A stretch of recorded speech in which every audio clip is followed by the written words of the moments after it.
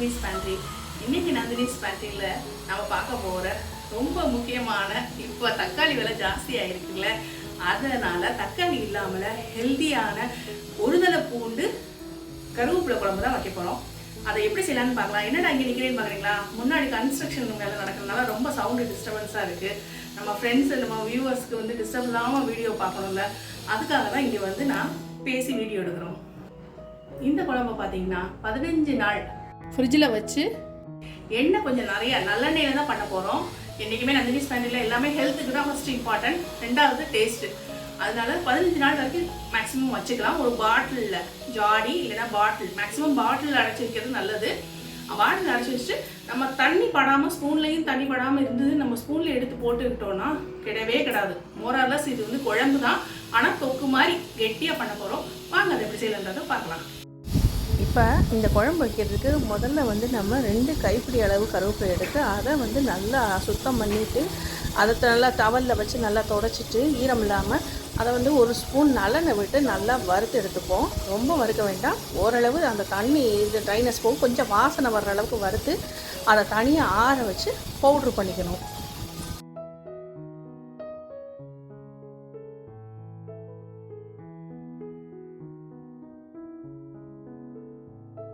பார்த்திங்கன்னா இது நல்லா ட்ரையாக ஆயிடுச்சு, வாசனை வர அளவுக்கு வறுத்தாச்சு. இதை தட்டில் ட்ரான்ஸ்ஃபர் பண்ணி இதை கொஞ்சம் ஆற வச்சிடலாம். வேறு ஒரு கடாயில் வந்து 1 டீஸ்பூன் ஜீரகமும் 1/4 டீஸ்பூன் அளவு மிளகும் போட்டு அதை ட்ரை ரோஸ்ட் பண்ணிக்கலாம். இது கொஞ்சம் நல்லா வாசனை வர அளவுக்கு வறுத்து அந்த வறுத்து வச்ச கருவேப்பிலையோடு சேர்த்து நம்ம பவுட்ரு பண்ணிக்க போகிறோம்.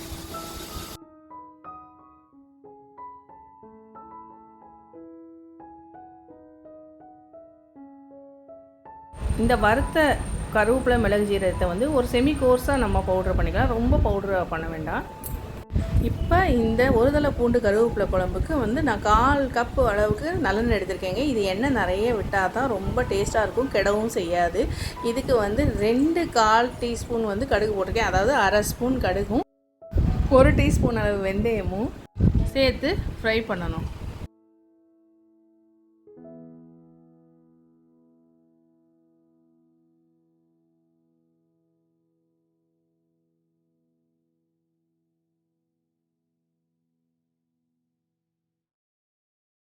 இப்போ இந்த குழம்புக்கு ஏற்ற அளவுக்கு நம்ம பெருங்காயம் சேர்த்துக்கலாம்.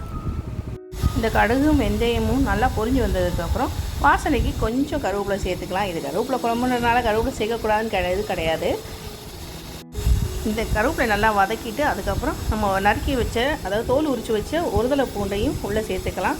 இது நல்லா கொஞ்சம் வதக்கிட்டு அதுக்கப்புறம் இந்த பூண்டு நல்லா வதங்கி வந்ததுக்கப்புறம் நம்ம ஒரு 15 சின்ன வெங்காயம் தோல் உரித்து வச்சுருக்கோம், அதையும் இதில் சேர்த்துக்கலாம். சேர்த்துட்டு நல்லா வதக்கணுங்க. இது நல்லா வதங்கிட்டு இருக்கும்போதே ஒரு 1/4 டீஸ்பூன் அளவு மஞ்சப்பொடி சேர்த்துக்கணும். இப்போ இந்த மஞ்சப்பொடி போட்டதுக்கப்புறம் நல்லா வதக்கணும். வதக்கி விட்டுட்டு அதுக்கப்புறம் வந்து நான் 2 கப்பு புளிக்கரைசல் எடுத்து வச்சுருக்கேன். அதுக்கு தகுந்த மாதிரி நான் ஒரு 1/2 கப்பு அளவு குழம்பு பொடி போடுறேன். நான் அந்த குழம்பு பொடியில் வந்து ரொம்ப உரப்பு இருக்காது, அதனால் நான் வந்து 1/2 கப் அளவுக்கு போடுறேன். நீங்கள் உங்கள் குழம்பு பொடி எப்படி உரப்பு இருக்கோ அதுக்கு தகுந்த மாதிரி நீங்கள் கூட்டி குறைச்சி போட்டுக்கோங்க. இது நல்லா கலந்து விட்டு கொஞ்சம் இந்த வதங்கி சுருண்டு இப்படி வரும்போது நம்ம புளி கரைசலை அதில் சேர்த்துடலாம். பார்த்திங்கன்னா இது நல்லா வதங்கிடுச்சு. இப்போ புளி கரைசலை சேர்த்து இதை நல்லா கலந்து விடணும்.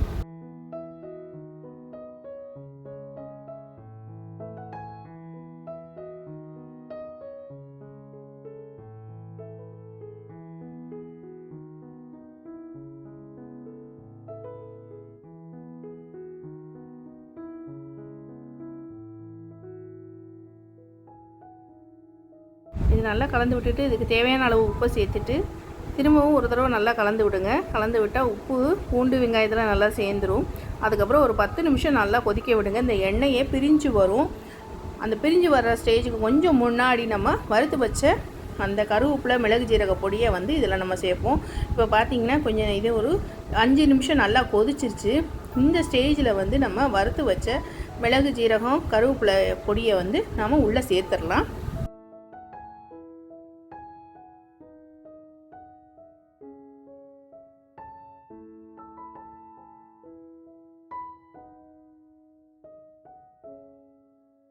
இப்போ கருவேப்பிலை பொடி போட்டதுக்கப்புறம் அதுவே ஒரு 5 நிமிஷத்தில் எண்ணெய் பிரிஞ்சு வெளியில் வரும். ரொம்ப கொதிக்க வைக்கக்கூடாது, அப்போ சத்து பூரா போயிடும். நம்ம அப்புறம் வெளியில் வாங்கி சாப்பிட்றதுக்கும் வீட்டில் செய்கிறதுக்கும் வித்தியாசம் இல்லாமல் போயிடும். அதனால் இது ரொம்ப ஹெல்த்தியான குழம்பு.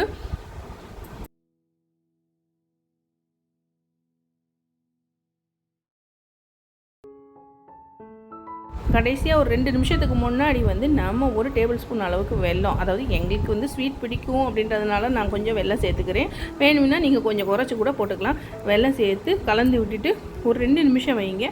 அதுக்கப்புறம் ஸ்டவ் ஆஃப் பண்ணிவிட்டு பார்த்தீங்கன்னா ஃபஸ்ட் கிளாஸாக ஒரு தலை பூண்டு கருவேப்பிலை குழம்பு ஃபஸ்ட் கிளாஸாக ரெடி ஆயிடுச்சு. கண்டிப்பாக நீங்கள் ட்ரை பண்ணி பாருங்கள். இப்போ பார்த்தீங்கன்னா இதுதான் பர்ஃபெக்டான கன்சிஸ்டன்சி. சூப்பராக சுட சுட சாதத்தில் நல்லெண்ணெய் விட்டு இந்த குழம்பை விட்டு சாப்பிடணும். இதுக்கு தொட்டுக்கிறதுக்கு அப்பளம் இருந்தால் போதும். இப்போ உள்ள தக்காளி விலைவாசியில் இப்படி ஒரு குழம்பு வச்சு சாப்பிட்டா தக்காளியும் தேவைப்படாது, ஹெல்த்தியாகவும் இருக்கலாம். மாஸ்டர் கண்டிப்பாக ட்ரை பண்ணி பாருங்கள். பார்க்கவே எப்படி இருக்குது, ஐ கேட்சிங்காக. நான் உங்களுக்கு சொன்னேன்ல ஒரு தலை பூண்டு, இது வடை பூண்டு. இது எப்போவும் எல்லா இடத்துலையும் கிடைக்கும். ஒரு தலை பூண்டு நம்ம சொல்லி வச்சு வாங்கிக்கலாம். இந்த பூண்டை பார்த்தீங்கன்னா ஒவ்வொன்றும் ஒரே ஒரு தான் இருக்கும், தாமரை மொக்கு மாதிரி இருக்கும். இதில் மருத்துவ குணங்கள் அவ்வளோ நிறைஞ்சு இருக்குது. கண்டிப்பாக இந்த ரெசிபி நீங்கள் ட்ரை பண்ணி பாருங்கள். இந்த பூண்டு குழம்பு வைக்கணும்னா இந்த ஒரு தலை பூண்டு போட்டு வைங்க, ரொம்ப நல்லாயிருக்கும். டேஸ்ட் அட்டகாசமாக இருந்தது. குழம்பு அவ்வளோ ஒரு தேனாக அவ்வளோ இனிப்பாக கல்கண்டாக இருந்தது.